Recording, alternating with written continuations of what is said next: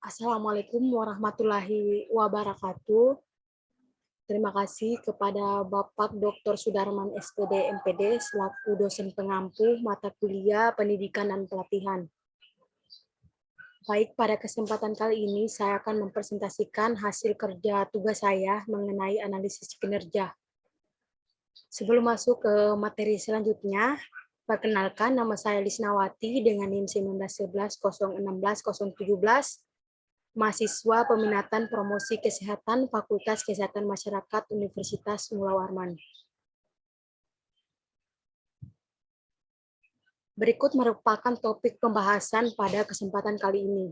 Yang pertama adalah analisis kinerja, yang kedua adalah tujuan analisis kinerja, yang ketiga yaitu cara melakukan analisis kinerja, yang keempat alat kinerja formal, yang kelima hambatan ketika melakukan analisis kinerja. Analisis kinerja juga dikenal sebagai analisis kesenjangan. Analisis kinerja melihat kinerja karyawan saat ini dengan mengidentifikasi apakah karyawan bekerja sesuai dengan yang diinginkan atau tidak. Kemudian untuk tujuan analisis kinerja, yaitu untuk mengidentifikasi penyebab kinerja yang kurang sehingga tindakan korektif yang tepat dapat terjadi. Secara umum, apakah isu atau masalah tersebut disebabkan oleh kekurangan keterampilan? Jika demikian, maka pelatihan solusi akan sesuai. Jika masalah itu bukan kekurangan keterampilan, maka solusi non-pelatihan lebih tepat.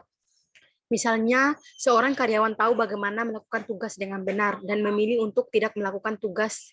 Tidak ada jumlah pelatihan akan membuat karyawan bekerja seperti yang diinginkan. Alasan karyawan memilih tidak melakukan tugas dengan benar dan tidak menentukan apakah ada hambatan, tidak ada sanksi, tidak ada umpan balik atau penyebab lain sehingga tidak melakukan dengan tepat. Solusi non-pelatihan mungkin termasuk menghilangkan hambatan, menyediakan sanksi, dan umpan balik adalah tepat untuk melakukan analisis kinerja sebelum jenis lainnya penilaian kebutuhan karena masalah tersebut mungkin tidak memerlukan solusi pelatihan. Kebanyakan bentuk penilaian kebutuhan melibatkan pengembangan informasi tentang tugas dan populasi sasaran. Jika pelatihan bukanlah solusi yang tepat, melakukan analisis kinerja terlebih dahulu akan menghemat waktu dan sumber daya. Cara melakukan analisis kinerja ada dua, dengan yang pertama adalah metode Oh Jadi. Jadi ketika diminta untuk melakukan pelatihan, mulailah dengan melakukan analisis kinerja dengan beberapa pertanyaan informal dari pemohon dengan menggunakan metode Oh Jadi.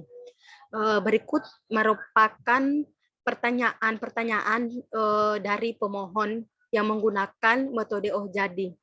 Dari pertanyaan singkat ini, pelatih telah memimpin manajer melalui serangkaian pertanyaan untuk mengidentifikasi pekerjaan duplikat yang mungkin diperbaiki dengan mengadakan lokakarya manajemen waktu. Yang kedua itu metode can-can atau will-will.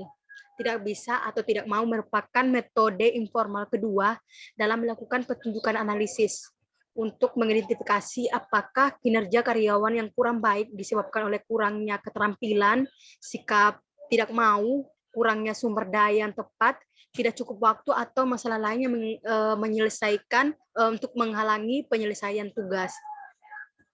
Kemudian untuk analisis kinerja formal, itu menggunakan alat atau bagan untuk mengajukan serangkaian pertanyaan secara terorganisir dan berfokus pada 9 dimensi terpisah.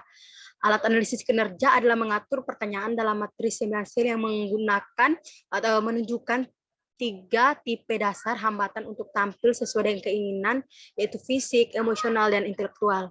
Ketiga jenis hambatan ini dapat terjadi pada 3 tingkatan, yaitu pribadi, lingkungan, dan informasi.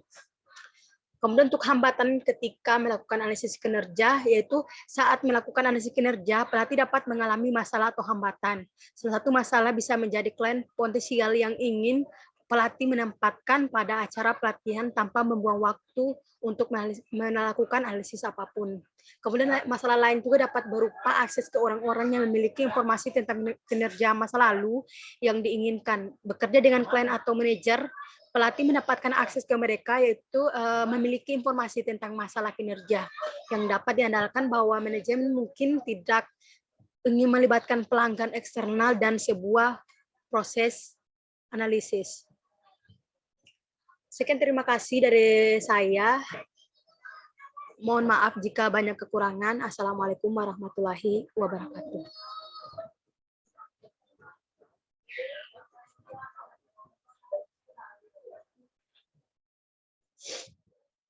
Kayak apa cara simpannya?